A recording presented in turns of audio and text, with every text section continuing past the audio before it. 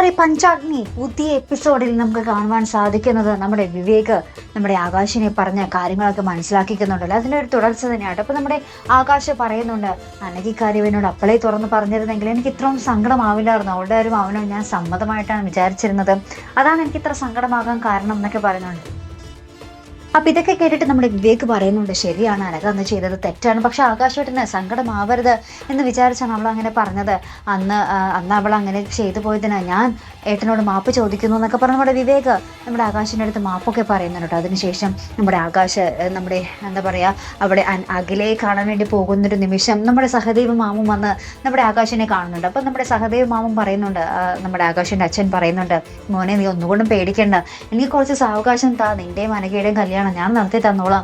ആ ഒരു കല്യാണക്കാര്യം പറയാൻ വേണ്ടി ഞാൻ പഞ്ചരത്നത്തിൽ ചെന്നപ്പോഴാണ് അഖിലയുടെ ഈ ഒരു സംഭവം ഞാൻ അറിഞ്ഞ ഇങ്ങോട്ടേക്ക് പോകുന്നത് എന്നൊക്കെ പറയുന്നുണ്ട്. അപ്പോൾ നമ്മുടെ ആകാശ് പറയുന്നുണ്ട്, വേണ്ട, അനഘയുടെയും എൻ്റെയും വിവാഹകാര്യം ഇനി ആലോചിക്കേണ്ട, അനഘയ്ക്ക് ഇനി വേറൊരു ഇഷ്ടമൊക്കെ ഉണ്ട്, ഞാനത് മനസ്സിൽ നിന്ന് മായ്ച്ചു കളഞ്ഞു. അതൊക്കെ നമ്മുടെ സഹദേവ മാമനോട് നമ്മുടെ ആകാശ് കാര്യങ്ങളൊക്കെ പറഞ്ഞ് മനസ്സിലാക്കിക്കുന്നുണ്ട്.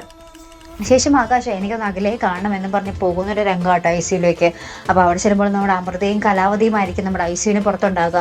അപ്പോൾ അമൃത കാര്യങ്ങളൊക്കെ പറയുന്നു, അവൾ ഐ സിയിലാണ്, ഇപ്പോൾ കുഴപ്പമൊന്നുമില്ല, ആകാശ് കയറി കണ്ടോളാൻ പറയും. അപ്പോൾ നമ്മുടെ കലാവതി അവിടെ ബ്ലോക്ക് ചെയ്യുന്നുണ്ട്, നീ എങ്ങോട്ടേക്കാണ് പോകുന്നത്, ഇനി അവളെ കണ്ടാലുണ്ടല്ലോ എൻ്റെ സ്വഭാവം മാറും, അവളെ കാണാനോ എന്താ സംസാരിക്കാനോ നീ നിൽക്കാൻ പാടില്ല എന്നൊക്കെ നമ്മുടെ കലാവതി ഭയങ്കരമായിട്ട് ഓർഡർ ഇടുന്നുണ്ട്.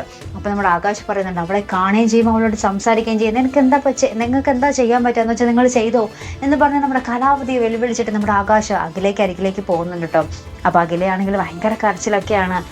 മറ്റുള്ളവരെ ബോധിപ്പിക്കാൻ എനിക്ക് എന്തെങ്കിലുമൊക്കെ കള്ളങ്ങൾ പറയാം, പക്ഷെ എൻ്റെ മനസാക്ഷിയെ ഞാൻ നോവിക്കുന്നതിന് തുല്യമാകില്ലേ, അതുകൊണ്ടാണ് ഞാൻ എൻ്റെ ജീവൻ കൊടുക്കാൻ തീരുമാനിച്ചത്, എനിക്ക് അത്രയ്ക്ക് ഇഷ്ടമായിരുന്നു ആകാശേട്ടനെ എന്നൊക്കെ നമ്മുടെ അഖില നമ്മുടെ ആകാശിനോട് പറയുന്നുണ്ട്.